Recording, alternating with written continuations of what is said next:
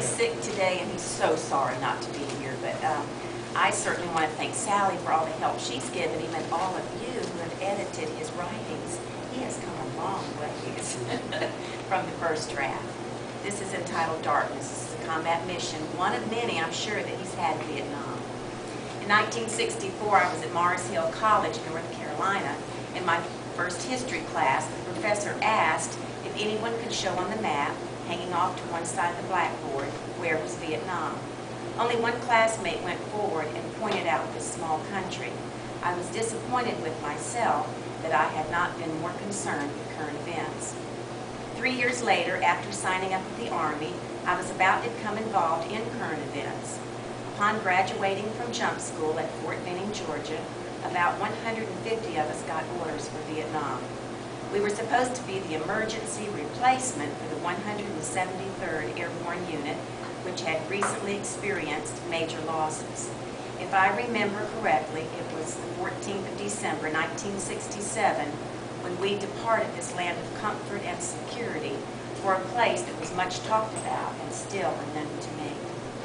After arriving in country and going through several days of in-processing, my classmates and I were scattered around, mostly throughout the 101st Airborne units. I was assigned to the 2nd of the 5 ODUs, 101st Airborne. More specifically, I was a foot soldier with Charlie Company.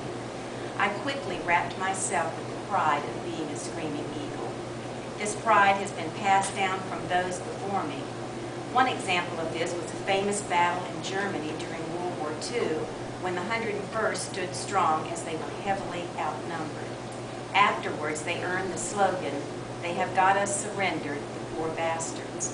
So we have inherited this pride rightly, and it is up to us to pass it on.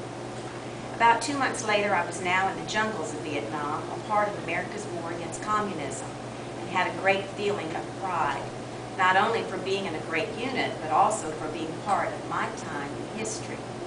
On this particular evening, sometime in the month of February 1968, 1 month after the kickoff of the Tet Offensive, my story begins. About 10 of us seasoned veterans had been handpicked for a night operation. Once you had been in a firefight, you quickly gained some experience and you were considered seasoned. We were tasked to move out after dark, away from our main element, and set up a listening outpost about a half-click away. Sounds a little crazy now, but this assignment was to give our main element warning in the event we made contact with the enemy. Or if we did happen to hear Charlie, we would report this information. To use today's medical measurement on a scale of 1 to 10, making contact would be a 10. Gathering information would be a 9, and a quiet night would be a 1, and we all liked 1s. Now that early afternoon before departing was our preparation time. During that time of physically getting ready, we were making sure nothing made noise. Before heading out on that night patrol, there was a sense of silence and soul-searching in the air. Some of the obvious, which were no noise checks, that would be securing the rings that connected our shoulder straps to our M16 rifles. And we purposely removed our shoulder straps from our weapons to keep the noise down. So with green duct tape, we secured those noisy rings. Otherwise, they might sound like a group of first graders coming down the hall, each swinging a metal lunchbox with only a pencil inside. Our web gear was also an item that we secured. In fact, most of these items were already done, but did give us a chance to double check. We mostly did this on the buddy system. The less we took, the less noise we made. We had to also make sure nothing would shine in the dark. I was reminded on a previous occasion to cover my watch because it was almost glowing like a flashlight. It had some pretty potent luminous dots. All during the time of physically getting ready, I found myself working hard on my mental mindset. I can honestly say my adrenaline was in high gear. However, the soldier in me maintained composure. After all, I was a screaming eagle. As my team was doing our thing, so was our platoon. Each night we would form a circle of defense like a covey of quail.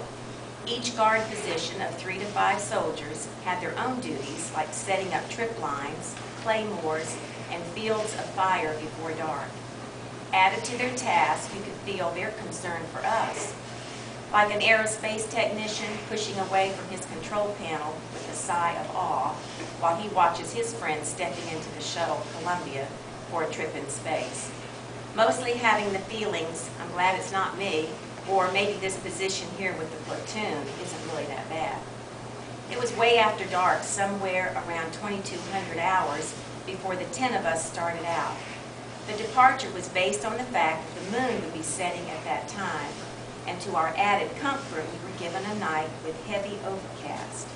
Our mission was not to make contact, so the more darkness the better.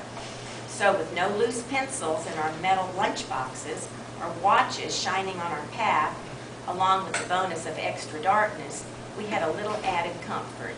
Even with all this in our favor, I still remember it was a very tense assignment. Our movement was very slow, maybe 5 times slower than a day movement, and with greater intensity and caution, we mustered this assignment. Now, a click is a military measurement and also a grid system on our maps. 1 grid equals 1 click, or 1,000 meters. And to walk a click down my street at home would take maybe 10 to 12 minutes. That is maybe stopping to say hello along the way. A click in Vietnam, however, would take 40 to 60 minutes, and that's not during the monsoon season or operating in the mountains. On this particular occasion, I remember taking more than 2 hours for this half click. We followed in trail, somewhat closer together than what we would do in the daylight, maybe 1 or 2 meters apart. My position was toward the end of the column. The lead person, or better said, point man, was our quarterback. If he stopped, we stopped. Several times our point man would stop the team. Each of us would take a defensive position. We held that position until our point man continued forward.